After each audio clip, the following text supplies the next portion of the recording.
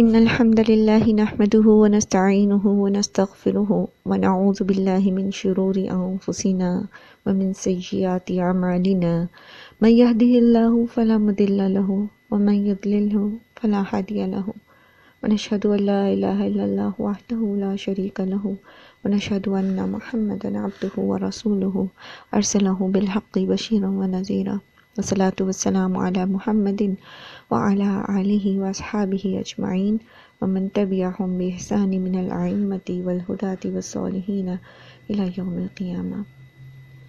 رب اشرح لي صدری ويسر لي أمری واحلل عقدة من لسانی يفقهوا قولی ربنا زدنا علما اللهم فقهنا في الدین آمین یا رب العالمین۔ السلام علیکم ورحمۃ اللہ وبرکاتہ۔ کل جو ہے ہم نے سورہ بقرہ سٹارٹ کی تھی اور سورہ بقرہ میں ہم نے اس کا لفظی ترجمے کے ساتھ اس کی پہلی آیت جو ہے وہ مکمل کی تھی۔ ہم نے یہ سیکھا تھا کہ قرآن کریم میں کسی قسم کا کوئی شک نہیں ہے، نہ اس کی تعلیمات میں، نہ اس کی معلومات میں، اور نہ ہی یہ جو مستقبل یا ماضی کے متعلق بتا رہا ہے اس میں کسی قسم کا کوئی بھی شک ہے۔ ہر چیز جو ہے وہ اللہ سبحانہ و تعالیٰ کے علم پر ہے، اور نہ ہی اس بات میں شک ہے کہ یہ کتاب من جانب اللہ ہے۔ ٹھیک ہے، یہ بھی ہمیں پتا ہے کہ یہ اللہ سبحانہ و تعالیٰ کی طرف سے ہے، اور یہ خود اس بات پر دلائل دیتی ہے۔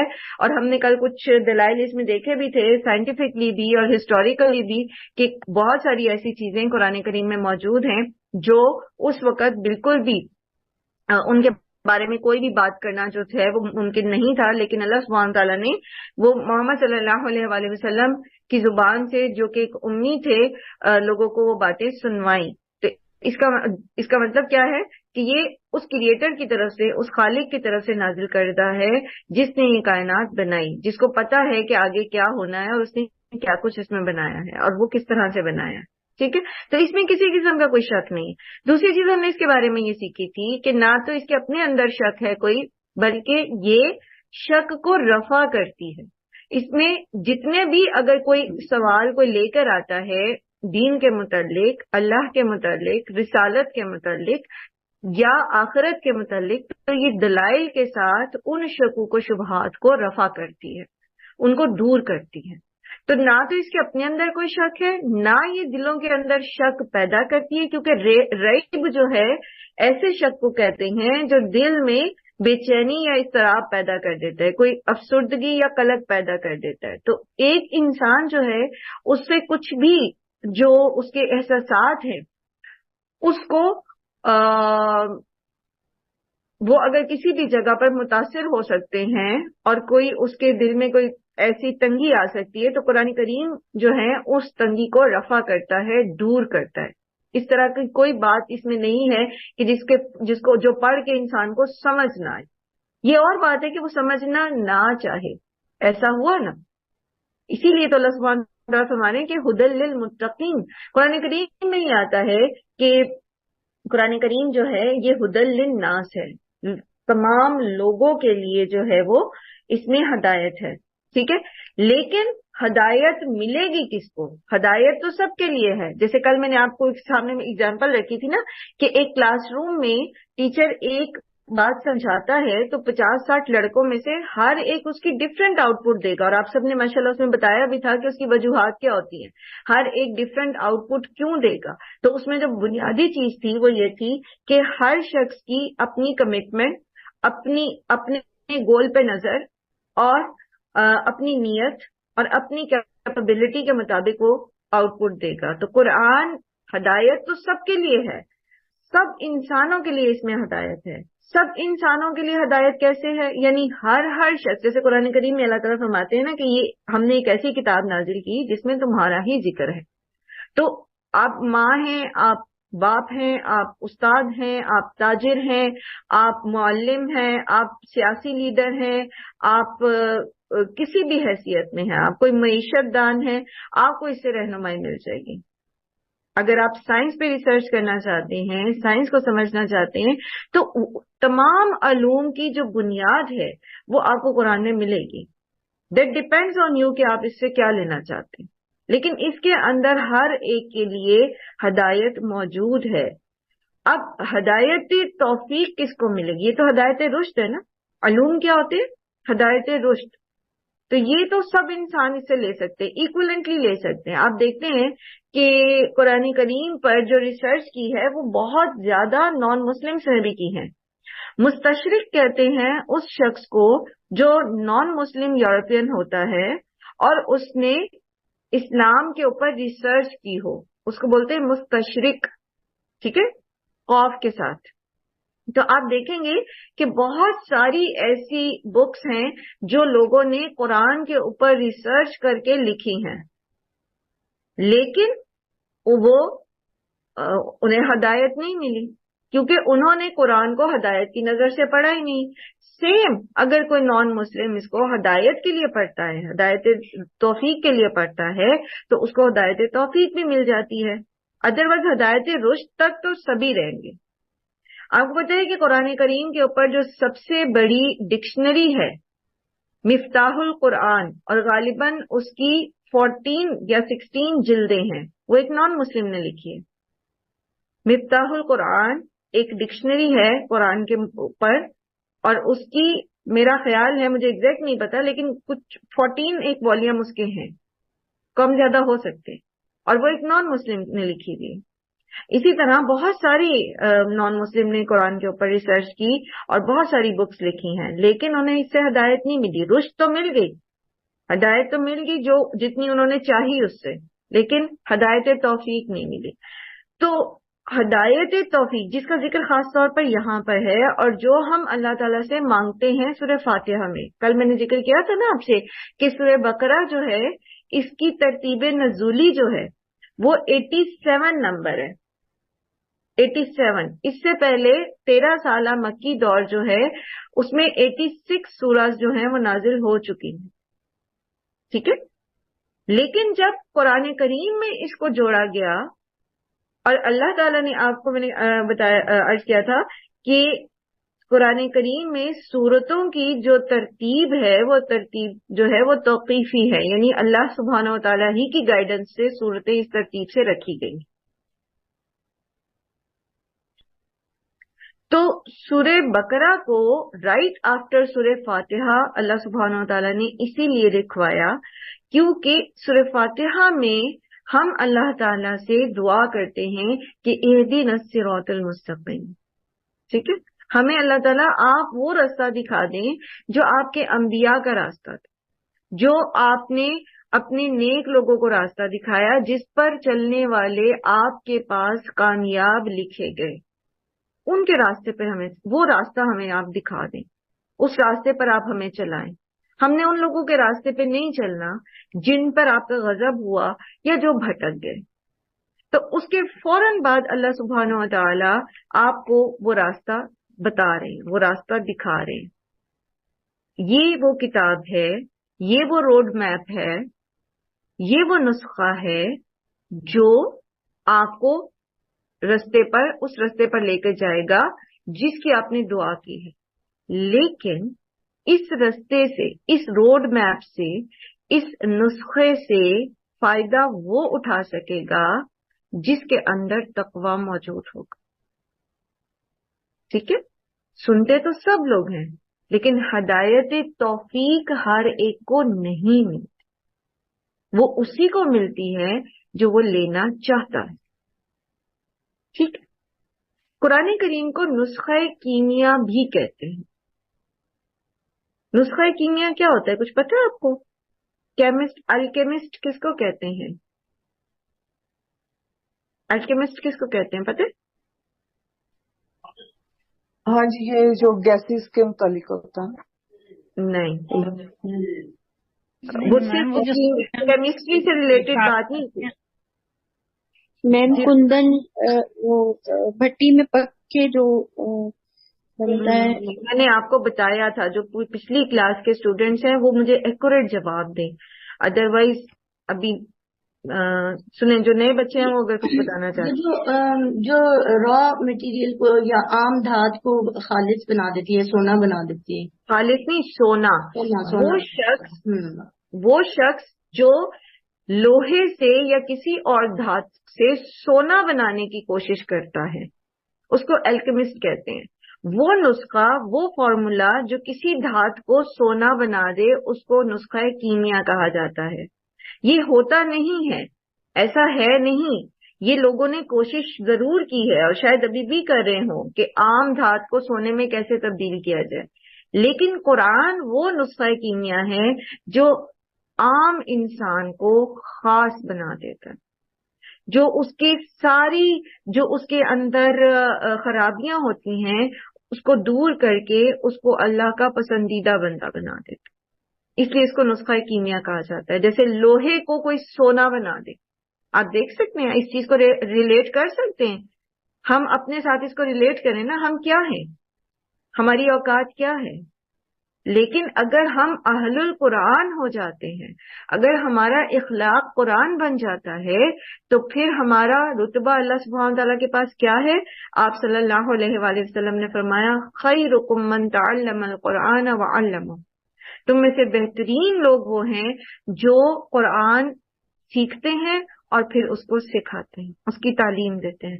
اور قیامت کے دن جو اہل القرآن ہوں گے ان کو اہل اللہ کہا جائے گا، اللہ والے. اور ان کو ان کی جو نشست ہوگی وہ ان فرشتوں کے ساتھ ہوگی جو کہ وہ ہیں حاملین قرآن ہیں.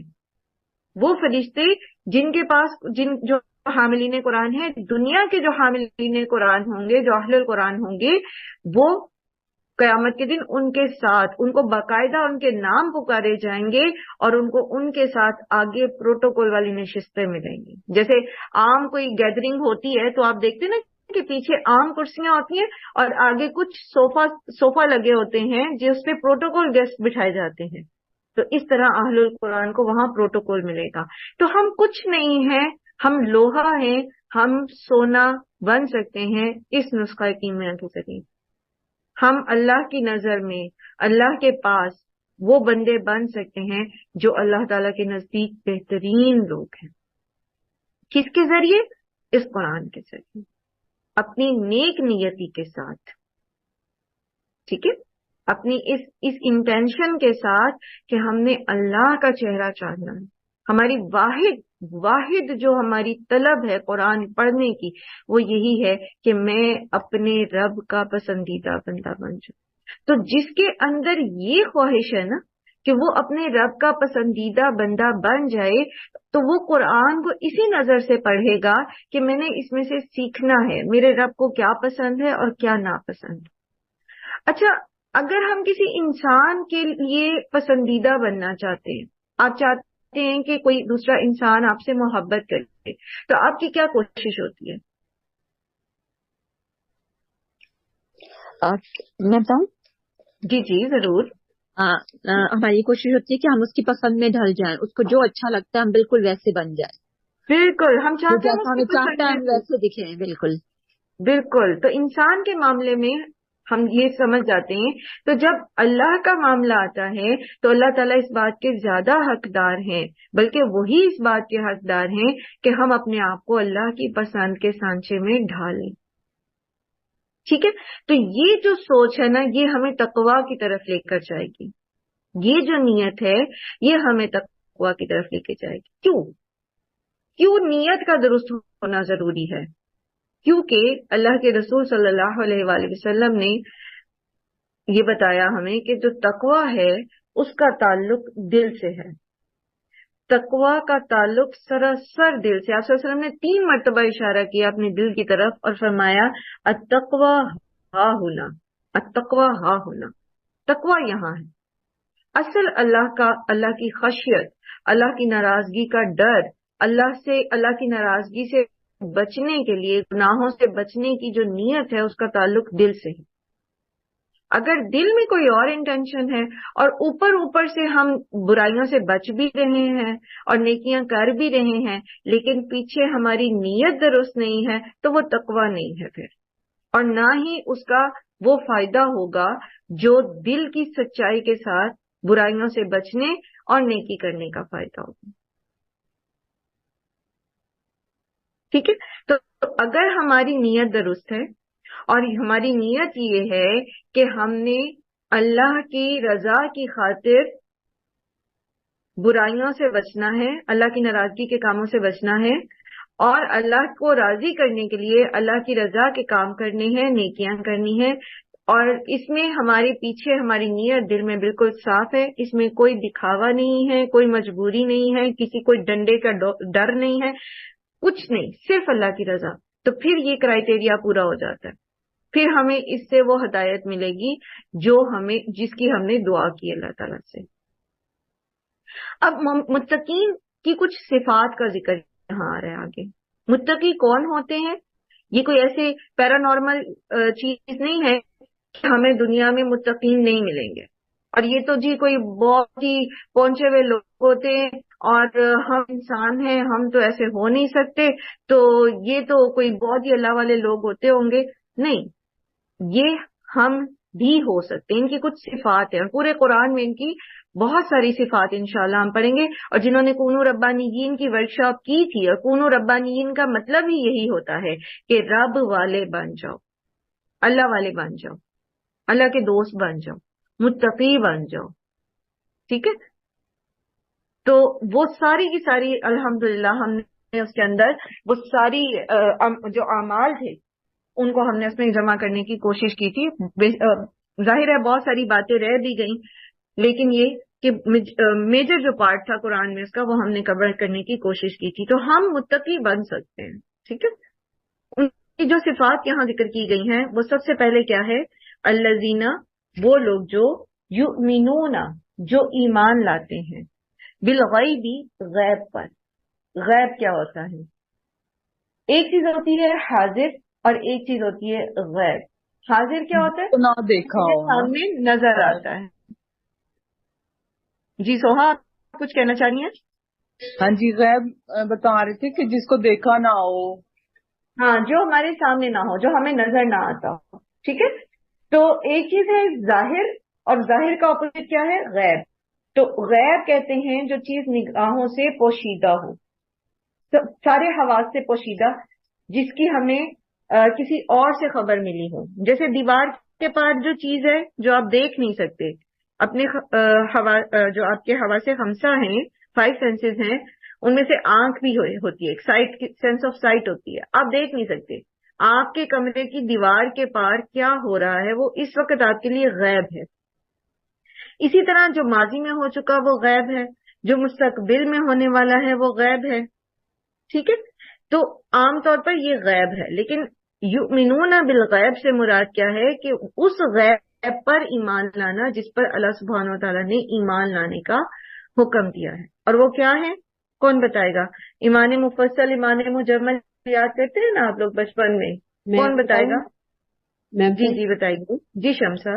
یہ فرشتے، آسمانی کتابیں اور تقدیری امور، ہمارے مرنے کے بعد دوبارہ زندہ ہونا، اس کے بعد جنت اور دوزخ کے حالات وغیرہ سارے، پھر قیامت کے دن جو ہمارے ساتھ کیا ہونا ہے، کیا پیش آنا ہے، اور جو انبیاء گزر چکے ہوئے ہیں ان کے حالات، تقدیر پر ایمان. جی شمسا نے بتایا بالکل ماشاء اللہ. اور اللہ سبحانہ و تعالیٰ پر ایمان، اللہ سبحانہ و تعالیٰ پر ایمان، کیونکہ اللہ تعالیٰ کو ہم دیکھ نہیں سکتے، ہے نا. جی جی، تو وہ بھی ایمان بالکل. آسمانی کتابوں پہ ایمان. آسمانی کتابیں ہمیں نظر آتی ہیں، لیکن یہ کہ جو تعلیمات اس میں مٹا دی گئی ہیں وہ ہم دیکھ نہیں پاتے، تو ہمارا ان پر ایمان ہے جو اللہ نے نازل کیا تھا. ٹھیک، لیکن وہ بہرحال ایمان بالغیب میں نہیں آتی. جی. اور فرشتوں پہ ایمان، فرشتوں پر ایمان، ہر اچھی بری تقدیر پر، ہر اچھی بری تقدیر پر ایمان، یعنی تقدیر پر ایمان. ٹھیک ہے، تو ماشاءاللہ آپ سب کو پتا ہے کہ یہاں پر ایمان بالغیب سے کیا مراد ہے. یعنی وہ ایمان کا وہ حصہ جسے ہم دیکھ نہیں سکتے اور ہمیں وہ اللہ سبحانہ و تعالیٰ نے اپنے انبیاء کے ذریعے بتایا ہے، تو ہم اس پر ایمان رکھتے ہیں. تو متقی ہونے کے لیے سب سے پہلے ایمان بالغیب ہونا ضروری. اچھا، ایمان بالغیب ہونا کیوں ضروری ہے؟ متقی کے لیے کیوں ضروری ہے؟ کچھ ذہن میں بات آتی ہے کہ ایسا کیوں ضروری ہے کہ ہم چیز کو دیکھ کے اس پر ایمان لے آئیں، تو وہ تقوی کے تقاضے کے پہ پورا کیوں نہیں اترتا؟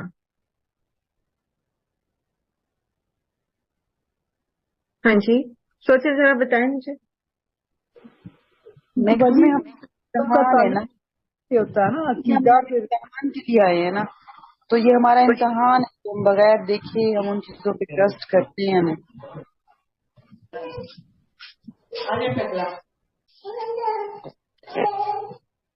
جی جی بالکل. ہم ایک تو یہ کہ ہمارے عقیدے کا تعلق اس سے ہے، لیکن دوسری چیز یہ دیکھیں کہ ایک چیز آپ آنکھوں سے دیکھ لیتے ہیں نا، ٹھیک ہے، اور اس کو مان لیتے ہیں، تو وہ چیز فائدہ اس طرح نہیں دیتی، وہ امتحان نہیں رہتا. جیسے کہ اگر جیسے قرآن کریم میں اللہ تعالیٰ فرماتے ہیں نا کہ جب کفار کو وہ اپنی آنکھوں سے جہنم کو دیکھ لیں گے، پھر وہ اللہ تعالیٰ سے کہیں گے، یا موت کے فرشتے کو دیکھ کے وہ کہیں گے کہ رب ارجعون، اللہ مجھے ایک دفعہ واپس لوٹا دے، میں رسول کے طریقے پہ چلوں گا، میں نیکیاں کروں گا، مجھے ایک دفعہ لوٹا دے، میں صدقہ کروں گا. لیکن اللہ تعالیٰ اس کو نہیں لوٹاتے. کیوں نہیں لوٹاتے؟ کیونکہ جب اس نے سب کچھ دیکھ لیا تو اب اس کا امتحان ختم ہو گیا. اب اس کا جو جس مقصد کے لیے اللہ تعالیٰ نے اس کو دنیا میں بھیجا تھا نا، لِيَبْلُوَكُمْ أَيُّكُمْ أَحْسَنُ عَمَلًا، ٹھیک ہے، وہ ختم ہو گیا. تو اب آنکھوں سے دیکھ کے اگر اس نے بات مان لی اور اس نے عمل کر لیا تو پھر وہ فائدہ نہیں ہے اس کے لیے. تو غیب پر ایمان تقوی کے لیے بنیادی ضرورت اسی لیے ہے کہ انسان بغیر دیکھے جنت اور جہنم کو، بغیر اللہ سبحانہ و تعالیٰ کو دیکھے، بغیر رسول، ہمارے لیے تو محمد صلی اللہ علیہ وآلہ وسلم پر ایمان بالغیب ہے، کیونکہ ہم نے ان کو نہیں دیکھا، ٹھیک ہے. تو ان کو دیکھے بغیر ان کی سیرت پر عمل کرنا اور اپنے دل میں وہ محبت پیدا کرنا، اللہ کے لیے وہ محبت پیدا کرنا اور پھر اس میں ایفرٹس کرنا، یہ تقوی کے لیے بنیاد ہے. اس کے بغیر ہو نہیں سکتا. اگر ہم ہر چیز کو دیکھ کر ہی کام کریں گے تو پھر وہ دیکھ کر کسی چیز سے ڈر کے کوئی کام کیا تو وہ اس چیز کا ڈر دماغ میں زیادہ آ جائے گا بنسبت اللہ سبحانہ تعالیٰ کی رضا اور اس کی. ہاں جہنم کے ڈر سے بھی آپ کام کر سکتے ہیں نیکی کے اور برائی سے رک سکتے ہیں، اسی لیے اللہ تعالیٰ نے وہ مینشن کیا ہے. آپ یہ مت سمجھیے کہ میرے کہنے کا مطلب یہ ہے کہ ہمارے دل میں جہنم کا خوف نہیں ہونا چاہیے. وہ تو اللہ تعالیٰ نے خود ہمیں اس کا خوف دلایا ہے کہ دیکھ لو یہ ایسی بری جگہ ہے اور ایسا چمٹ جانے والا اس کا عذاب ہے، تو ڈرو اس میں جانے سے، بچاؤ اپنے آپ کو اس آگ سے جس کا ایندھن انسان اور پتھر ہے. ٹھیک ہے، جہنم کے خوف سے بھی برائی سے بچا جا سکتا ہے، لیکن وہ بھی بیسیکلی تقوی ہی کا ایک حصہ ہے. معذرت تھوڑی سی ڈسٹریکشن میرے پاس ادھر ہو رہی ہے تو تھوڑا سا میں فوکس بھی اس حساب سے نہیں کر پائی. چلیں الحمدللہ. اچھا، تو سب سے پہلے تقوی متقی وہ ہوتا ہے جو بغیر دیکھے، جو اللہ تعالیٰ نے بتا دیا، جو اللہ کے رسول صلی اللہ علیہ وسلم نے بتا دیا، اس پر ایمان رکھتا ہے، اللہ پر، اللہ کی صفات پر، اور اسی طرح فرشتوں پر. ہمارے ساتھ کرامن کاتبین ہے، ہمیں نظر نہیں آتے، لیکن ہمارا ایمان ہے کہ دائیں ہاتھ پر جو فرشتہ ہے وہ نیکیاں لکھ رہا ہے، بائیں ہاتھ پر فرشتہ جو ہے وہ برائیاں نوٹ کر رہا ہے، کیونکہ ہمیں ایسے ہی اللہ کے رسول صلی اللہ علیہ وآلہ وسلم نے بتایا. خود اللہ سبحانہ وتعالیٰ نے قرآن کریم میں بھی ذکر کیا کہ وَأَنَّ عَلَيْكُمْ حَافِظِينَ کِرَامًا کاتبین، وہ لکھ رہے ہیں. اور اسی طرح سورہ قاف میں ذکر آتا ہے کہ وہ کوئی لفظ تمہارے منہ سے نہیں نکلتا مگر یہ کہ ایک لکھنے والا بالکل تیار بیٹھا ہوتا ہے، وہ فوراً اس کو نوٹ کر لیتا ہے. تو یہ ہمارا ایمان ہے کہ یہ سب اسی طرح ہے. اسی طرح قرآن کریم میں اللہ سبحانہ تعالیٰ نے جنت کا بتا دیا کہ جنت ہے، اور اللہ تعالیٰ کے رسول صلی اللہ علیہ وسلم نے بتا دیا کہ آپ جنت میں اس طرح اپنے لیے گھر بنا سکتے ہیں. اچھا کوئی مثال دیجئے. کونوا ربانیین میں ہم نے بہت دفعہ ایسی مثالیں پڑھی. جنت میں گھر کیسے بنا سکتے ہیں؟ دورہ قرآن میں بھی پڑھی تھی. جلدی سے، جنت میں کیسے کیسے گھر بنا سکتے ہیں؟ سبحان اللہ العظیم پڑھ کے، تیسرا کلمہ پڑھ کے، اللہ احد پڑھ کے، ٹھیک ہے. تسبیحات سے درخت اگتے ہیں. تسبیحات جو ہیں وہ جنت میں حضرت ابراہیم کی وہ معراج والی جو حدیث ہے، حضرت ابراہیم علیہ السلام نے بتایا تھا نا کہ سبحان اللہ والحمد للہ ولا الہ الا اللہ پڑھنے سے جنت میں آپ کے لیے باغات تیار ہوتے، درخت اگتے. ماشاءاللہ. میری اور ہے کہ اپنا حق رکھتے ہوئے بھی چھوڑ دینا جنت میں گھر کا بیچوں بیچ جھگڑے کو ختم کرنے کے لیے حق پر ہوتے ہوئے اپنا حق چھوڑ دینا، ایسے خامخواہ نہیں، جھگڑے کو ختم کرنے کے لیے. تو ایسے شخص کے لیے جنت کے اعتراف میں جو ہے وہ گھر کا وعدہ ہے. اور جی بشرا آپ کا مائک کون ہے؟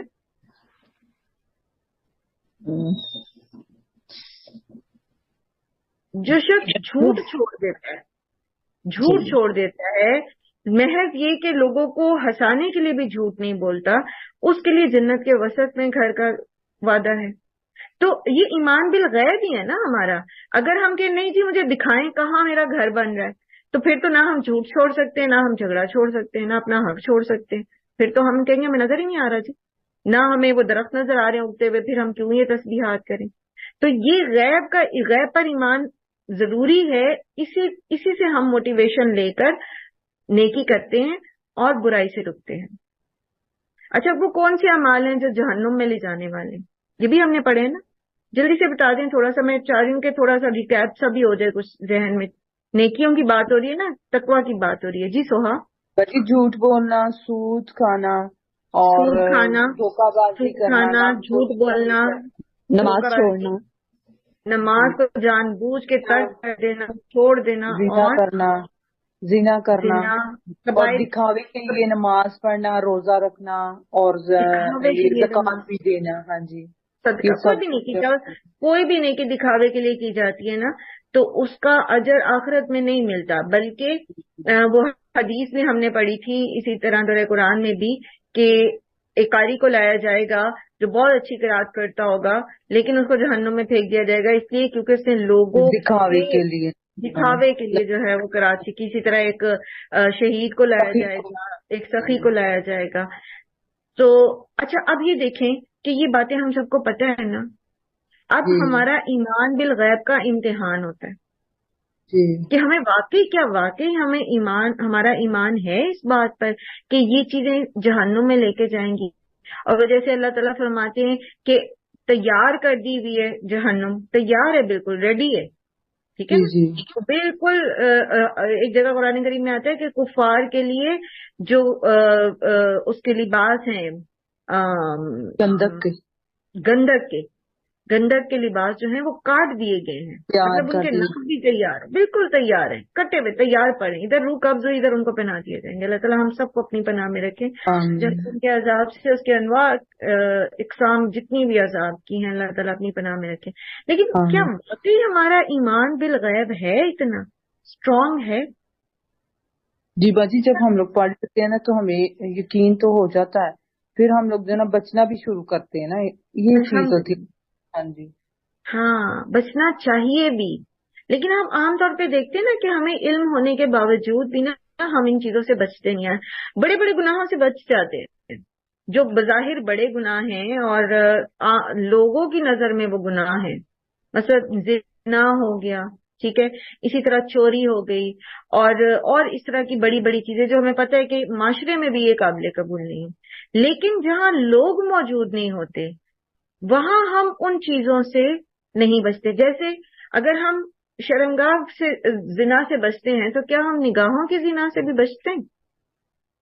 کیا ہم جب اکیلے ہوتے ہیں تو ہمارے اندر اللہ کا ڈر ہوتا ہے، خشیت ہوتی ہے کہ مجھے کوئی بھی نہیں دیکھ رہا، میں اپنے کمرے میں اندھیرے میں اکیلی اپنی ڈیوائس لے کے بیٹھی ہوں، میں کیا دیکھ رہی ہوں، میں کیا سن رہی ہوں؟ کیا ہم بچتے ہیں؟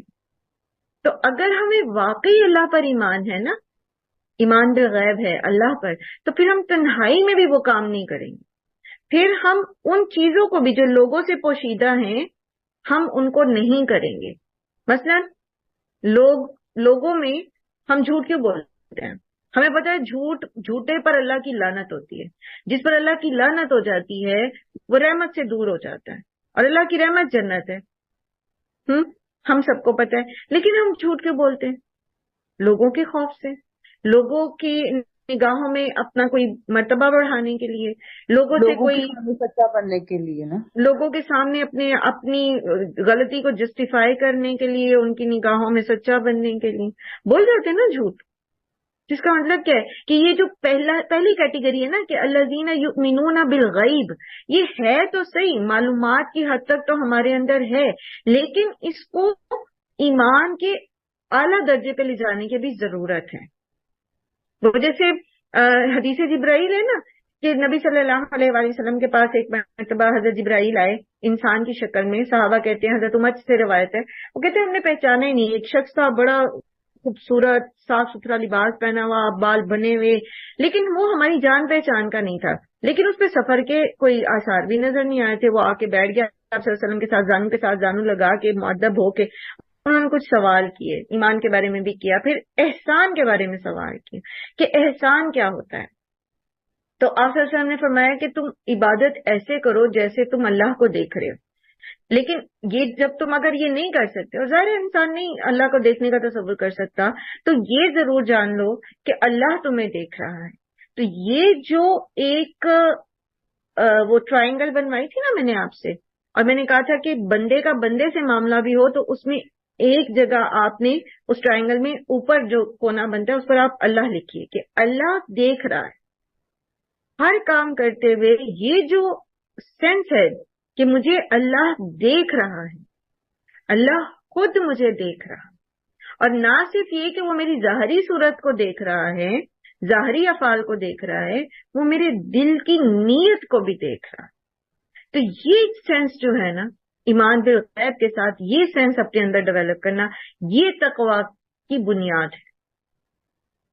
دیکھیں جب آپ موٹر وے پہ جا رہے ہوتے ہیں تو اس پہ لکھا ہوتا ہے آپ کو کیمرے کی آنکھ دیکھ رہی ہے، تو آپ اوور سپیڈنگ نہیں کرتے، حالانکہ آپ کو کیمرہ نظر نہیں آ رہا ہوتا، لیکن بورڈ لگا ہوتا ہے کہ یہاں سے آپ کو کیمرے کی آنکھ دیکھ رہی ہے، اگر آپ نے اوور سپیڈنگ کی تو آگے جو موٹر وے پولیس کھڑی ہے آپ کا چالان کر دے گی، ہے نا. تو کیا ہوتا ہے، سپیڈ ہم کنٹرول میں لے آتے ہیں، اس سپیڈ لمٹ کے اندر لے آتے ہیں جو انہوں نے دی ہوتی ہے. اسی طرح آپ کسی ادارے میں ہوتے ہیں، آپ کسی ہاسپٹل میں کسی بھی جگہ پر ہیں اور آپ دیکھتے ہیں کہ وہاں CCTV کیمراز لگے ہوئے ہیں، کیمرے کی آنکھ آپ کو دیکھ رہی ہے، تو پھر آپ کیا کرتے ہیں، کانشیس ہو جاتے ہیں. مثلا اگر آپ مثال کے طور پر آپ پردہ کرتی ہیں تو آپ بڑی کانشیس ہو جائیں گی، وہاں پر بھی آپ اپنا منہ نہیں کھولیں گی، ساری خواتین ہی بیٹھی ہیں، لیکن آپ کانشیس ہوں گی کہ نہیں کیمرے میں ریکارڈنگ ہو رہی ہے، مجھے اپنے آپ کو پردے میں رکھنا ہے. پھر اسی طرح جن کی انٹینشنز بری ہوتی ہیں تو برے ارادے کے ساتھ کہیں گئے ہوئے تو وہ برا کام نہیں کرتے، وہ چوری یا کچھ ایسا نہیں، کیمرے میں ریکارڈ ہو رہا ہے، مجھے مطلب پتہ لگ جائے گا. تو یہ تو دنیا کے کیمرے ہیں نا، صرف ان کے ڈر سے ہم رک جاتے ہیں. لیکن اللہ سبحانہ و تعالیٰ جو خود ہمیں دیکھ رہے ہیں، اور وہ کیسے دیکھ لیتے ہیں ہمیں، سیاہ پتھر میں، سیاہ رات میں سیاہ پتھر کے اوپر سیاہ چونٹی کو بھی دیکھ لیتے ہیں، اتنی پوشیدہ چیز کو بھی دیکھ لیتے ہیں. تو پھر ہم کیا چیز ہے؟ تو اگر ہمارے اندر یہ سینس ڈیولپ ہو جائے گی تو ہم کہیں پر بھی اللہ کی کوئی بھی نافرمانی نہیں کریں گے، چاہے ہم اکیلے ہوں، چاہے ہم کسی مجمع میں ہوں. کہیں پر بھی ہم اپنی نیت کو خراب نہیں ہونے دیں گے، لوگوں کے ڈر سے ریاکاری نہیں کریں گے، ہم اپنے ہر معاملے میں اپنی اس ٹرائنگل کو پورا رکھیں گے. یہ اصل میں تقویٰ ہے. تو اسی لیے بات ایمان بالغیب سے شروع کی اللہ تعالیٰ نے کہ ایک چیز آپ کو دکھائی نہیں دے رہی لیکن آپ کو پتا ہے. اب اللہ پر ایمان کیا ہے؟ ایمان بالغیب کا سب سے پہلا حصہ ہے نا آمنت باللہ. تو آمنت باللہ کیا ہے اصل میں؟ آمنت باللہ یہ ہے کہ میرا اللہ پر ایمان ہے، وہ البصیر ہے، وہ دیکھ رہا ہے.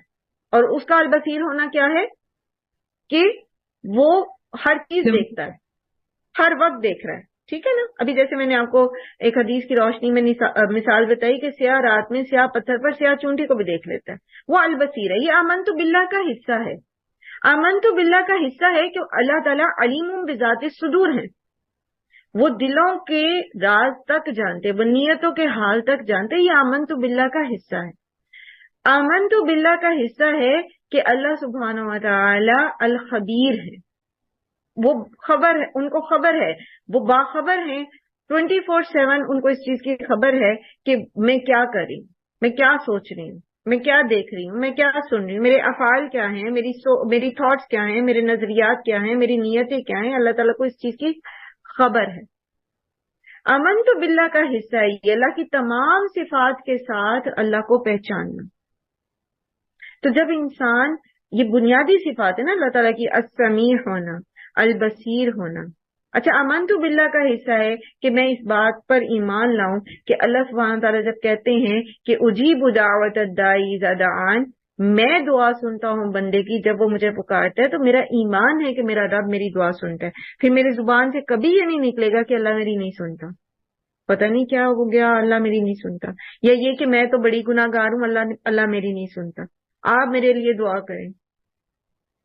تو جب اللہ تعالیٰ نے خود بتا دیا کہ میں دعا سنتا ہوں جب پکارنے والا پکارتا ہے، اس میں یہ نہیں کہا گیا جب متقی پکارتا ہے، جب محسن پکارتا ہے، جب مطہر پکارتا ہے، یہ نہیں کہا گیا. کیا کہا گیا؟ جو پکارتا ہے میں اس کی دعا سنتا ہوں، جب وہ مجھے پکارتا ہے میں اس کی دعا سنتا ہوں. تو جب میں آمن تو باللہ کہہ رہی ہوں دیکھے بغیر اللہ کو، تو یہ اس کا حصہ ہے، ایمان کا حصہ ہے. تو انشاءاللہ سورہ نساء میں جب ہم یہ آیت پڑھیں گے نا کہ یا ایھا الذین آمنوا آمنوا، تو اس میں پھر تھوڑا سا اور تفصیل سے اس کو پڑھیں گے کہ واقعی ہم اللہ پر ایمان لاتے ہیں، ایمان بالغیب رکھتے ہیں، تو پھر کیا واقعی ہم اللہ کو پہچانتے بھی ہیں کہ نہیں. تو ہماری کوشش ہوگی انشاءاللہ کہ ہم اپنے لیسنز کے دوران اللہ سبحانہ تعالیٰ کی جو جو صفات آتی جائیں ہم اس کو اچھے سے سمجھ کے آگے چلیں. پھر دوسرا حصہ اس کا جو ہے وہ کیا ہے؟ وَيُقِيمُونَ الصَّلَاةَ. ایمان بالغیب جو ہے نا، اس کا پہلا حصہ جو ہے وہ زبان سے ادا ہوتا ہے، اس کا تعلق دل سے ہے. ٹھیک ہے، دل سے ہے اور ادائیگی زبان سے ہے. اور اب اس کا دوسرا حصہ یعنی ایمان بالغیب کے اوپر پروف بھی چاہیے، ثبوت بھی چاہیے. ایک متقی جو ہے وہ صرف یہ نہیں کہتا کہ میرے دل میں اللہ کی بہت محبت ہے اور وہ زبان سے اس چیز کا اظہار کرتا رہے، حمد پڑھتا رہے اور نشید پڑھتا رہے، دل میں اللہ کی بہت محبت ہے. اللہ تعالیٰ نے فوراً بعد ایمان بالغیب کے بعد متقی کی جو صفت بتائی ہے وہ اس کی بدنی عبادت کا ذکر ہے. یعنی ہمیں اپنے دل میں ایمان رکھنے کے ساتھ زبان سے اقرار کرنے کے بعد اس کا ثبوت بھی دینا پڑے گا. اور وہ کیسے ہے؟ سب سے پہلے بدنی عبادات. آپ کہتے ہیں میرا اللہ پر ایمان ہے، میرے اللہ کی تمام صفات پر ایمان ہے، میں مانتا ہوں، ہر چیز مانتا ہوں، لیکن مجھ سے نماز نہیں پڑھی جاتی. یہ بہت مشکل ہے. یہ میرے ڈیوٹی آورز ایسے ہیں، میں 5 وقت کی نماز نہیں پڑھ سکتا، میں اس کے لیے معذرت ہوں. تو پھر یہ تقویٰ نہیں ہوگا. آپ بے شک جتنا مرضی دل کہتے رہیں کہ میں بہت اللہ سے ڈرتا ہوں، میرے دل میں بہت اللہ کی خشیت ہے، مجھے اللہ کی پکڑ سے بہت ڈر لگتا ہے، لیکن آپ 5 وقت کی نماز قائم نہیں کرتے تو تقویٰ پورا نہیں ہے. پھر وہ جو ہدایت قرآن سے ملنی ہے نا وہ اس طرح نہیں ملے گی، کیونکہ متقین کے لیے ہے یہ ہدایت. اب یہاں پر یہ بات سمجھ لیجئے کہ قرآن سے ہدایت اس کو ملے گی جو دل سے ایمان بالغیب رکھتا ہے، زبان سے اس کا اقرار کرنے کے بعد آگے وہ تیار ہے اس چیز کے لیے کہ جو بھی اللہ تعالیٰ نے احکامات دیے، خواہ وہ بدنی عبادات کے ہیں، چاہے خواہ وہ مالی عبادات کے ہیں، خواہ وہ حقوق اللہ ہیں، خواہ وہ حقوق العباد ہیں، میں نے وہ کرنے، میں وہ کروں گا. جو اللہ نے بتایا ہے وہ کروں گا، جس سے روکا ہے اس سے رک جاؤں. ٹھیک ہے، سو دس از دا پارٹ آف تقوی. عبادات، حقوق اللہ، حقوق العباد کو ویسے ہی ادا کرنا جیسے اللہ تعالیٰ کا حکم ہے، یہ تقوی کا حصہ ہے. اگر ہم واقعی ہدایت پانا چاہتے ہیں، اور ہدایت جب ہم نے اہدنا الصراط المستقیم پڑھا تھا تو اس میں ہم نے اہدنا کا مطلب کیا پڑھا تھا کہ اللہ تعالیٰ آپ ہمیں یہ راستہ دکھائیں بھی، اس پر چلائیں بھی اور منزل تک پہنچائیں بھی. تو واقعی اگر ہم جنت میں پہنچنا چاہتے ہیں، کیونکہ جب تک ہم موت کا فرشتہ دیکھ لیں گے جو جنت سے آیا ہوگا، ملک الموت کے ساتھ آپ کو پتہ ہے پوری ایک ٹیم آتی ہے فرشتوں کی، آپ صلی اللہ علیہ وسلم کی روایات کے مطابق پوری ایک جماعت آتی ہے. وہ اگر نیک شخص ہے تو وہ جنت کا لباس لے کر آئیں گے، جنت کی خوشبوئیں لے کر آئیں گے. آپ صلی اللہ علیہ وسلم نے فرمایا تا حد نگاہ وہ بیٹھ جاتے ہیں آ کے، جس کی موت ہوتی ہے اس کو وہ نظر آتے ہیں، ارد گرد کے لوگوں کو نظر نہیں آتے. اور اگر وہ برا ہے، اللہ رحم کریں، اللہ تعالیٰ ہم سب کو معاف کریں، اگر وہ فاسق ہے، فاجر ہے، کافر ہے، تو پھر کیا ہوگا؟ ملک الموت کے ساتھ جہنم کی چیزیں لے کر فرشتے آئیں گے، خوفناک شکلوں والے. جہنم کا ٹاٹ لے کر آئیں گے، جہنم کی جو وہ وعید لے کر آئیں گے، اس کی سزا ہوگی، سزا کا خوف ہوگا، تبھی تو وہ کافر کی روح جو ہے وہ جسم کے اندر چھپنے کی کوشش کرتی ہے نا. تو ہمارا جو تقویٰ ہے وہ ہدایت جو ہم اللہ تعالیٰ سے مانگ رہے ہیں، جو جنت تک لے جائے گی، وہ اس وقت تک ہمیں ضرورت ہے اس ہدایت کی جب تک کہ یہ فائنل اچیومنٹ ہمارے ہاتھ میں نہ آ جائے کہ موت کا فرشتہ جب آئے تو وہ اللہ کی طرف سے سلام لے کر آئے، جنت کا پیرہن لے کر آئے، اور ہمارا نام علیین میں رجسٹرڈ نہ ہو جائے. اس سے پہلے ہم مسلسل اس راستے کے اوپر اللہ کی مدد کے محتاج ہیں کہ اللہ تعالیٰ ہمیں اس راستے پر چلاتے رہیں، اور مسلسل ہمیں چوکنے رہنے کی ضرورت ہے، کانشیس رہنے کی ضرورت ہے کہ ہم کیا کر رہے ہیں، ہم کہیں کچھ غلط تو نہیں کر رہے، ہم اپنی نیتوں کے جائزے لیتے رہنے کی ضرورت ہے. مسلسل ایک روٹین ہمیں بنانی چاہیے، اور وہ کیا کہ ہر روز سونے سے پہلے ایک کوئک ریویو کر لیں سارے دن کا. آج میں نے اللہ کو راضی کرنے کے کتنے کام خاص طور پر کیے، کتنی کوشش کی اس راستے میں، کتنی کوشش کی میں نے اللہ کی ناراضگی سے بچنے کے لیے. اور اگر میں نے کوئی ناراضگی، اللہ کو ناراض کرنے والا کوئی کام کر دیا ہے تو پھر میں اس کے استغفار کر کے سوؤں، اللہ تعالیٰ سے معافی مانگ کے سوؤں، کیونکہ کچھ پتہ نہیں ہے کہ بیدار ہوں گے کہ نہیں. کتنی مثالیں ہمارے سامنے. ابھی ہماری سیٹرڈے کی کلاس میں ہماری ایک ساتھی بتا رہی تھیں کہ ان کے والد صاحب سوئے اور تہجد کے وقت جب وہ نہیں اٹھے، گھر والوں نے اٹھانا چاہا تو وہ ہی واز نو مور. خود میرے اپنے ایک بہت عزیز رشتے دار اسی طرح وہ رات کو بالکل ٹھیک ٹھاک سوئے اور صبح نہیں اٹھے.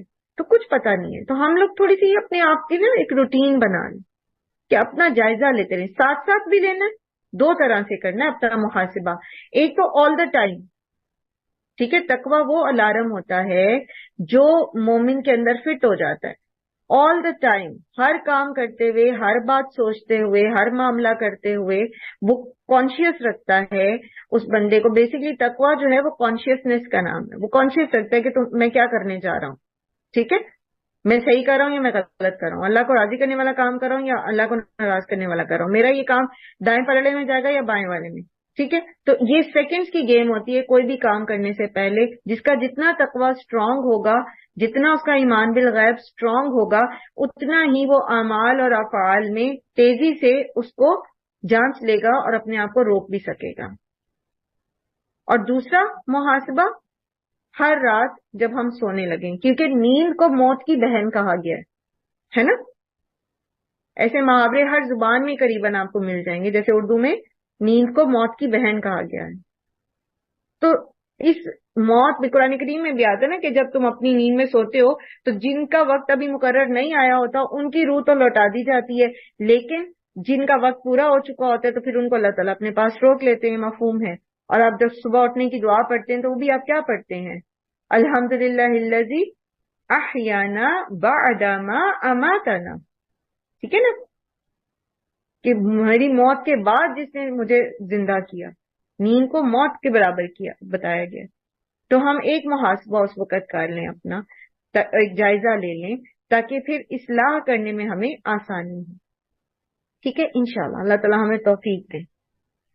تو یہاں پر یقیمون الصلاۃ آیا. سب سے پہلی بات کیا آئی کہ نماز کو قائم کرنا ہے.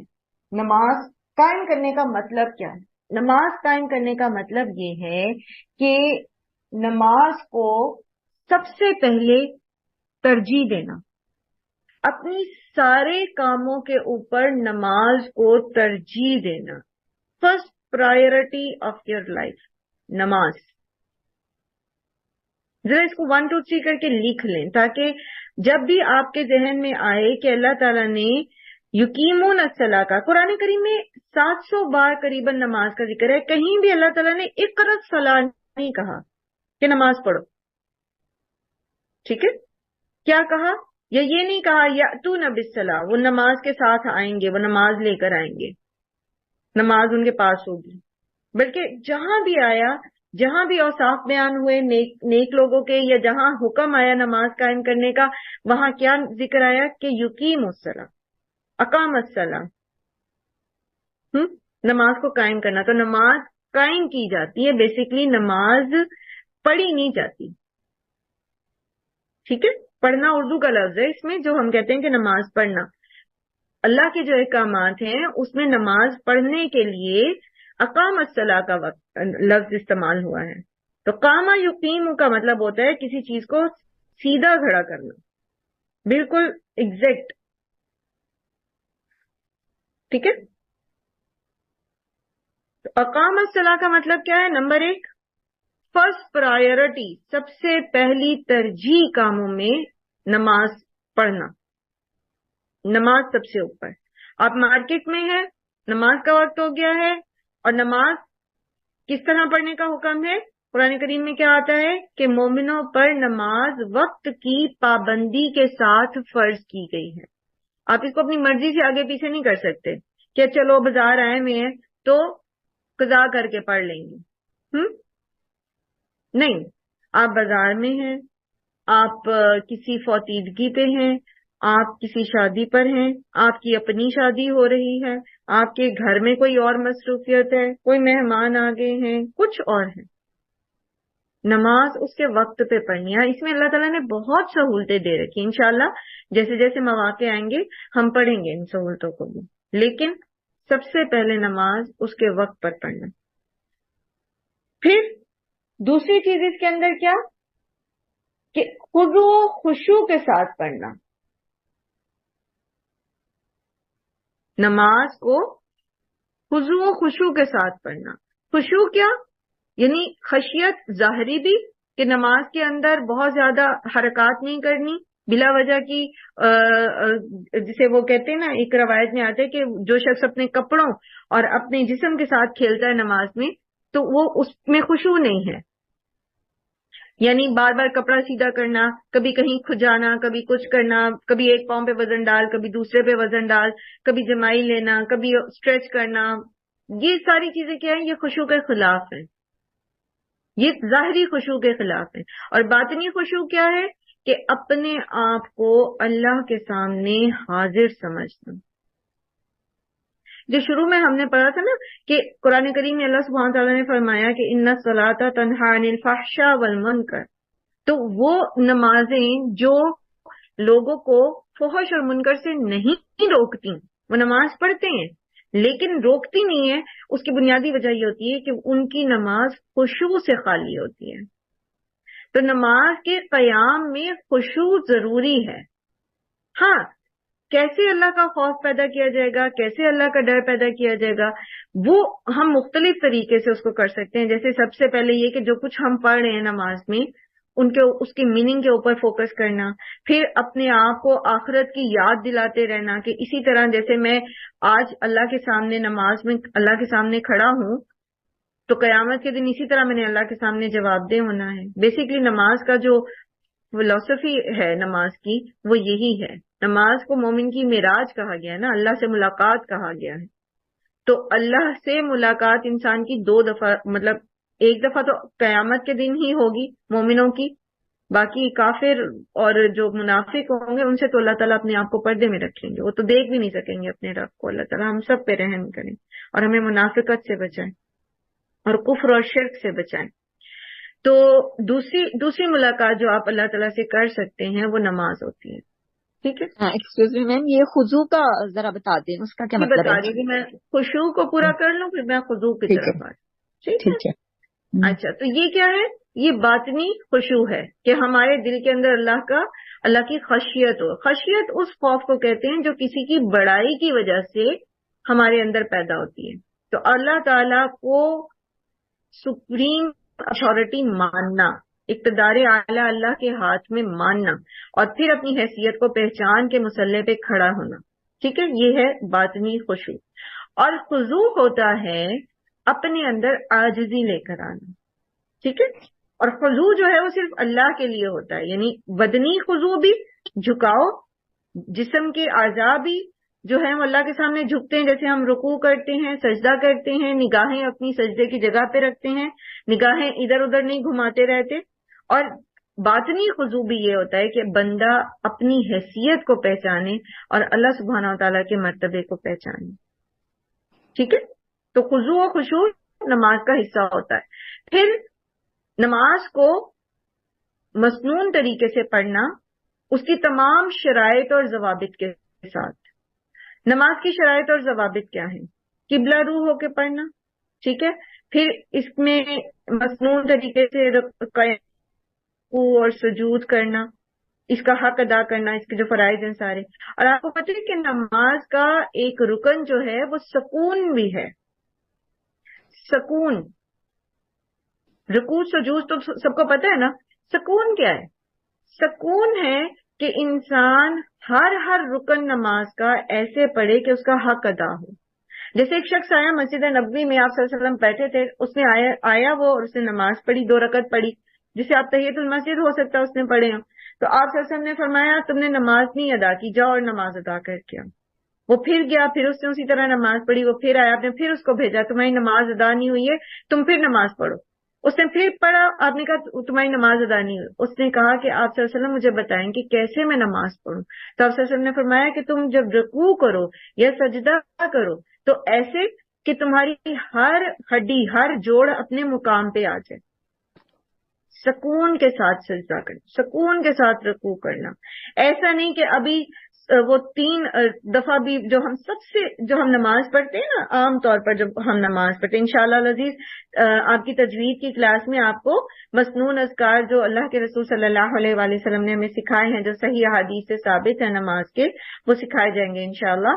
تو عام طور پر ہم جو نماز پڑھتے ہیں نا، وہ نماز ہوتی ہے جو 7 سال کے بچے کو سکھائی جاتی ہے نماز کی کتاب میں. سب سے سمپلسٹ ورژن ہے نا، سبحان ربی العظیم اور سبحان ربی الاعلیٰ کی جیسی تسبیحات، مختصر سی. تو وہ 7 سال کے بچے کے لیے ہوتی ہے، یاد رکھیں. ایک 40 سال کا، 30 سال کا، 20 سال کا مومن مرد یا عورت، اس کو چاہیے کہ وہ اپنی نماز کو بہتر سے بہتر بنائے اور وہ تمام مسنون اذکار یاد کرے اور نماز میں پڑھے جو اللہ کے رسول صلی اللہ علیہ وسلم نے نماز کے لیے سکھائے ہیں. بہرحال کہنے کا مقصد یہ ہے کہ سکون سے نماز پڑھنا جو ہے وہ نماز کا رکن ہے. آپ ایک سجدہ کرتے ہیں، سجدہ کریں گے، آپ کا سجدے میں آپ کے تمام جوڑ اپنی جگہ پر ٹھہر جائیں، پھر آپ سجدے سے اٹھیں، پھر آپ کے تمام جوڑ اپنی جگہ پر سیٹ ہو جائیں جسم کے، پھر آپ دوسرا سجدہ کریں، پھر آپ سیدھے ہوں اور پھر آپ دوسری رکعت کے لیے کھڑے ہوں گے. ٹھیک ہے، یہ نماز کا رکن ہے سکون. جیسے اس شخص نے تیزی نماز پڑھی تھی نا، تو آپ صلی اللہ علیہ وسلم نے کیا کہا کہ تمہاری نماز ہی نہیں ہوئی. اب ذرا ہم تھوڑا سا سوچیں کہ ہم کیسی نمازیں پڑھتے ہیں، ہماری نمازوں میں سکون ہوتا ہے یا نہیں ہوتا. خود بھی اور بچوں کو بھی یہ چیز باور کرانی کہ بیٹا سکون سے نماز پڑھیں، آرام سے نماز پڑھیں. ٹھیک ہے. اچھا، اور اس کے بعد اور دیگر شرائط کیا ہیں؟ نمبر 1 قبلہ رو ہونا، نمبر 2 لباس اور جگہ کا پاک ہونا، ٹھیک ہے.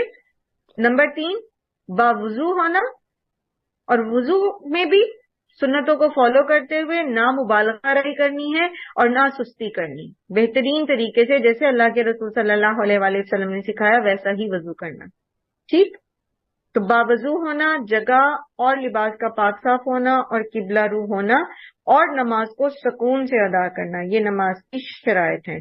اور نماز کو اس کے وقت پر ادا کرنا، اور پھر اس کو ترجیحی بنیادوں پر اپنی زندگی کا حصہ بنانا، اس میں دوام اختیار کرنا یعنی ہمیشہ نماز پڑھنا، اور نمازوں کی حفاظت کرنا یعنی ان کو ضائع نہ کرنا. نماز ضائع کیسے کی جاتی ہے؟ قرآن کریم میں آتا ہے نا کہ انبیاء کے بعد جو ان کے فالوورز آئے تو ان میں کچھ ایسے لوگ بھی آ گئے پھر جنہوں نے نمازوں کو ضائع کر دیا. تو اضاء الصلاۃ کیا ہوتی ہے؟ نماز کو ضائع کرنا کیا ہوتا ہے؟ نماز کو وقت پہ نہ پڑھنا، اس کی شرائط کے ساتھ نہ پڑھنا یعنی وضو میں کمی بیشی کرنا، پھر یہ کہ لباس اور جگہ کے پاکی ناپاکی میں احتیاط نہ کرنا، پھر یہ کہ جب دل کیا پڑھ لیا، جب دل کیا نہ 5 میں سے 2 پڑھ لی، 3 چھوڑ دی، جب کمفرٹیبل ہوئے گھر میں ہیں تو 5 نمازیں پڑھ لی، تہجد بھی پڑھ لی، ہیں، اور اگر کسی کام پہ چلے گئے ہیں، کہیں باہر اندر آ گئے ہیں، کوئی آ گیا ہے، کوئی مصروفیت ہو گئی ہے تو چھوڑ دی جی، قضا کر کے پڑھ لیں گے. تو یہ سب باتیں نماز کو ضائع کر دینے میں آتی ہیں. نماز کی اقامت کے اپوزٹ ہے اضاء الصلاۃ. اقامت الصلاۃ کی اپوزٹ ہوتا ہے اضاء الصلاۃ.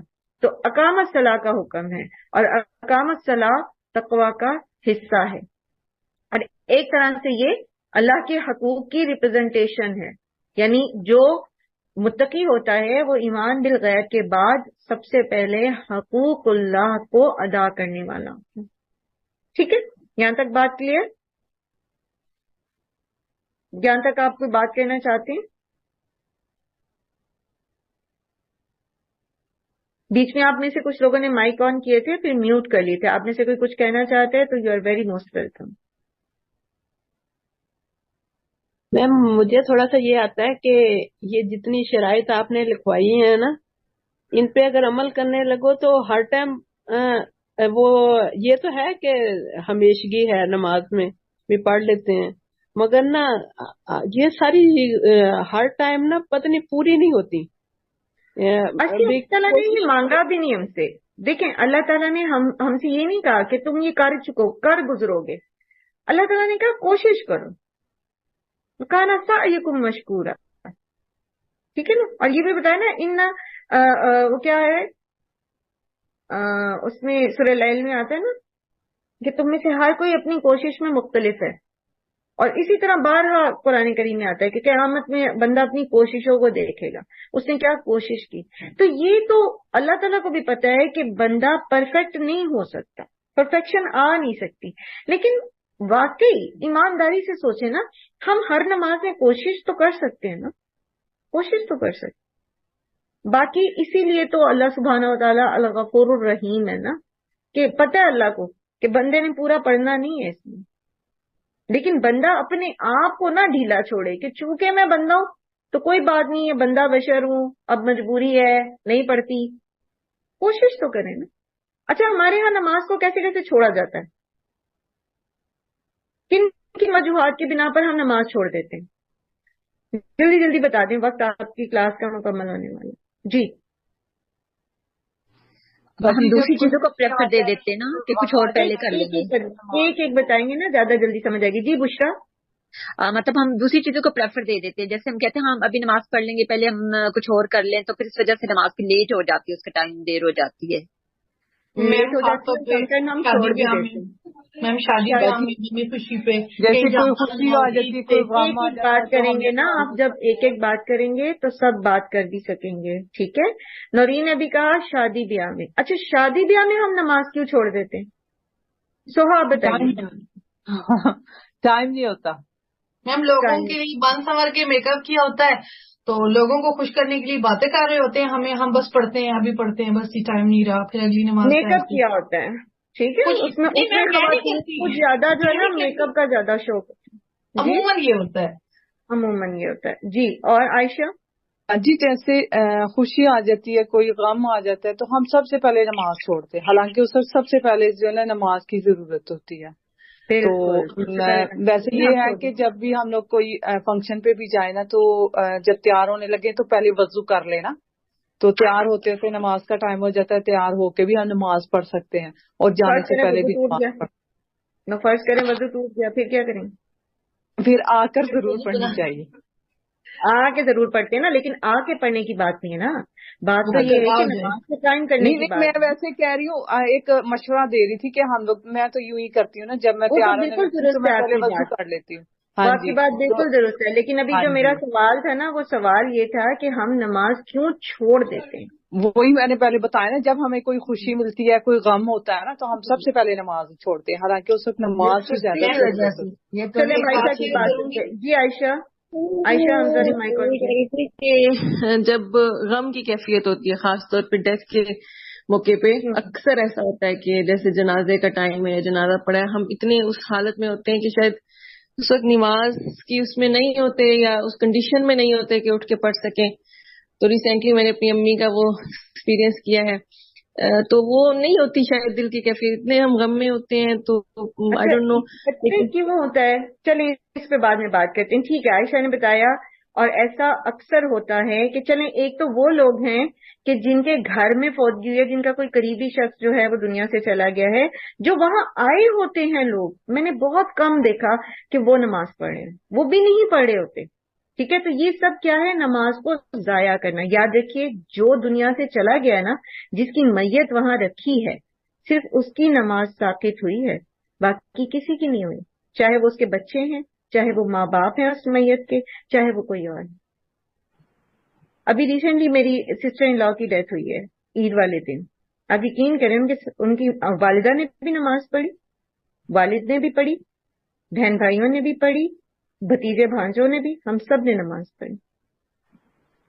میری اپنی والدہ کی ڈیتھ پہ، میں نے والد کی ڈیتھ پہ، والدہ کی ڈیتھ پہ ہم نے خود لوگوں کو نماز کی طرف دعوت دی تھی. وجہ کیا ہے کہ نماز صرف جانے والے کی ساقط ہوئی ہے نا، جو ارد گرد ہیں ان کی تو ساقط نہیں ہوئی. ٹھیک، چلیں بشرا کچھ کہہ رہی ہیں. جی بشرا کاشف. جی السلام علیکم میم.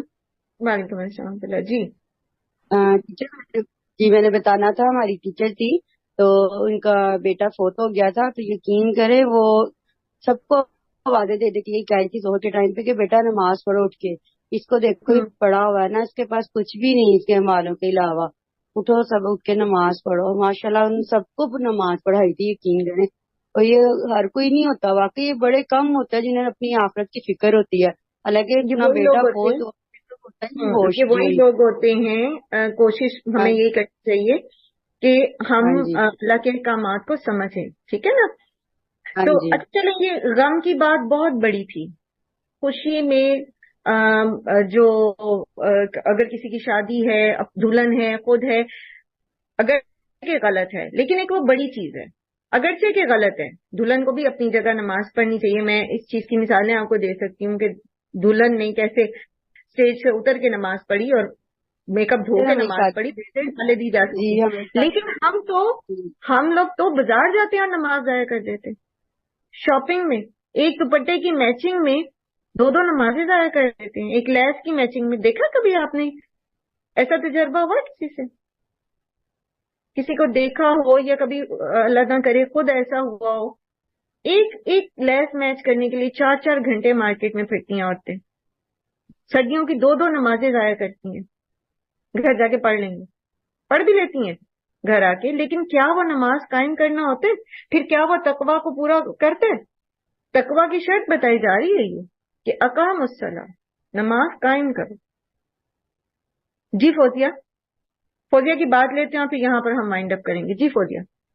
جی بس ایک ہم یہ بھی مسٹیک کرتے ہیں کہ اگر ہماری طبیعت خراب ہے تو اگر ہم کھڑے ہو کے نہیں پڑھ سکتے تو ہم بیٹھ کے پڑھیں، بیٹھ کے تو لیٹ کے. اللہ نے سہولت دی ہوئی ہے، بہت نماز سہولتیں ہیں. جی بالکل بہت سہولتیں. ابھی انشاءاللہ العزیز ہم آگے جب نماز کی اس طرح سے ٹاپک آئے گا تو اس میں ہم دیکھیں گے کہ سبحان اللہ تعالیٰ نے اگر اس کو لازم کیا ہے تو کیوں کیا ہے، اور یہ کہ اس کے اندر اللہ نے کتنی سہولتیں دی ہیں. تو لا علمی کی وجہ سے ہم نماز کو ضائع کر بیٹھتے ہیں، ہمیں پتہ ہی نہیں ہوتا کہ اچھا ایسے نہیں تو ایسے بھی کیا جا سکتا ہے. ٹھیک ہے انشاءاللہ. جزاک اللہ خیر. جزاک اللہ خیر. یہاں چونکہ کلاس کا وقت مکمل ہو گیا ہے، کل میں چاہوں گی کہ آپ لوگ اس کے اوپر تھوڑا سا کچھ اور مٹیریل تیار کر کے لائیں ڈسکشن کے لیے کہ کس طرح ہم نماز جو ہے اس کی حفاظت کریں اور کس طرح ہم اس کو ضائع کر دیتے ہیں. 2 سے 3 منٹ لیں گے انشاءاللہ اپنی کلاس کے آغاز پر، پھر انشاءاللہ ہم اگلی اس پہ چلیں گے. ابھی میں آپ کو بہت سلو لے کے چل رہی ہوں، اس لیے کیونکہ نئی کلاس ہے آپ کی اور آپ نے میننگ یاد بھی کرنی ہے اور آپ اس کو ایبزارب کر لیں. بہت ساری چیزیں جو اب ہم بہت تفصیل سے سیکھ بھی رہے ہیں، وہ جب ہم ایبزارب کر لیں گے تو آگے چلتے چلتے وہ پھر ہمارے ذہن میں فوراً سے پہلے تازی ہو جائیں گی اور پھر ہمیں اس کو دہرانا نہیں پڑے گا انشاءاللہ. تو علم میں اللہ سبحانہ تعالیٰ سے دعا کرتے ہوئے کہ اللہ تعالیٰ ہمیں راسخون فی العلم بنائے، کیونکہ وہ لوگ وہ ہوتے ہیں جو اللہ پر صحیح ایمان رکھنے والے ہوتے ہیں اور اللہ کی خشیت، اللہ کے جو علماء ہوتے ہیں ان کے دلوں میں اللہ کی خشیت جو ہوتی ہے صحیح معنی میں ہوتی ہے. تو اللہ تعالیٰ علم نافع عطا فرمائے اور اس علم پر